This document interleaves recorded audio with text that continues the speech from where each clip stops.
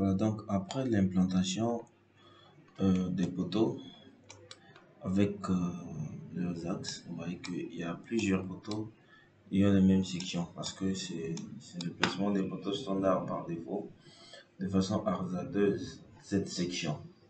Non, après la descente de charge, donc après cette descente de charge, vous aurez des sections qu'il faut pour pouvoir supporter les charges appliquées sur votre structure. Ok, donc ici nous avons des poteaux.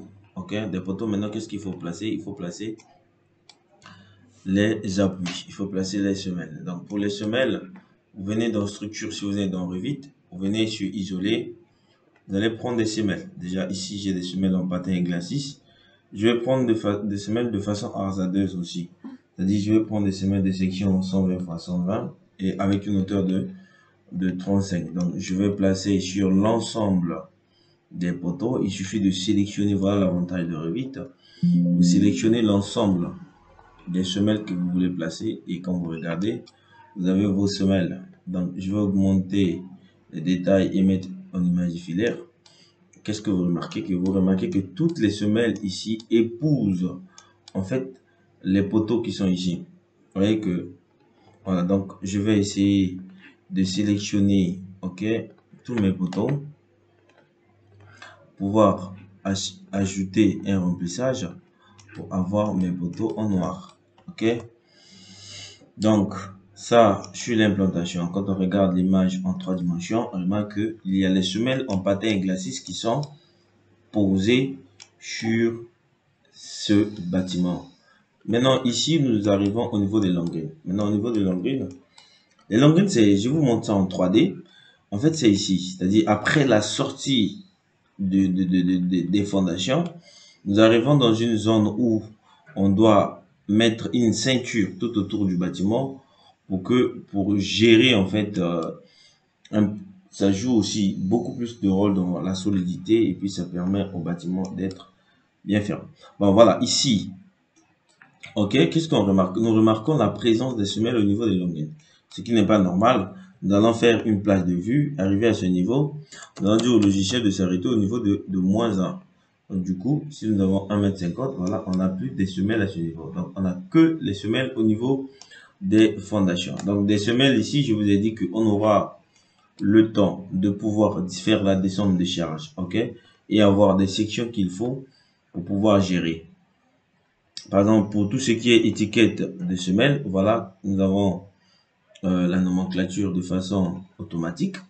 Maintenant, on a la possibilité de gérer cette nomenclature en gérant la taille des éléments. Ok, vous avez la possibilité de gérer la taille des éléments, d'utiliser le texte que vous voulez pour tout ce qui est, pour toutes vos semelles, par exemple. Ok, et je vais remplacer la version existante. Qu'est-ce que vous voyez? Que vous voyez sur les semelles, par exemple, je vais prendre la semelle, je vais renommer. Ok, voilà, je vais renommer pour que ok, je vais prendre tout le texte. Là vous voyez que voilà l'avantage. Je vous demande d'utiliser ce logiciel parce qu'il est beaucoup plus avantageux. Voilà, donc nous avons tout ça. Maintenant on a aussi la possibilité de faire les annotations sur les poteaux. On a deux types d'annotations. Vous voyez que on peut faire les annotations en utilisant ce repère. Ou bien on vient carrément ici, on pose des annotations. Mais ce que je vais faire tout à l'heure, je vais faire ce que je viens de faire tout à l'heure pour les semelles. Je vais faire la même chose sur les poteaux. Ok, donc voilà, très bien. Et puis après la descente de charge, on aura des sections changées et automatiquement le logiciel va changer. Par exemple, je vais créer un poteau de façon hasardeuse. Voilà, par exemple, je vais prendre ce poteau de 15,45. Voilà, je viens sur ce poteau qui est ici. Dès que je prends ce poteau, je change sa section ici, 15,45.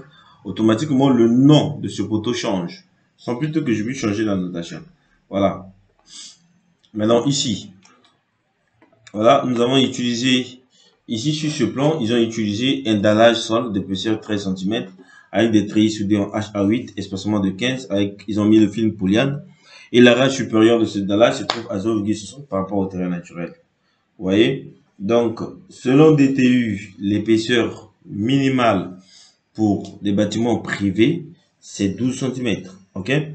Avec des treillis soudés de 7. Bon, puisqu'on n'a pas 7, avec un espacement de 15, du coup, on n'est pas obligé de travailler avec les mines.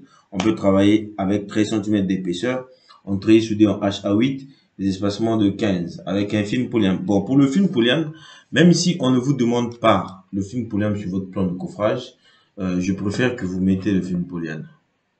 Mettez le film Poulian parce que c'est très très important pour éviter les remontées capillaires.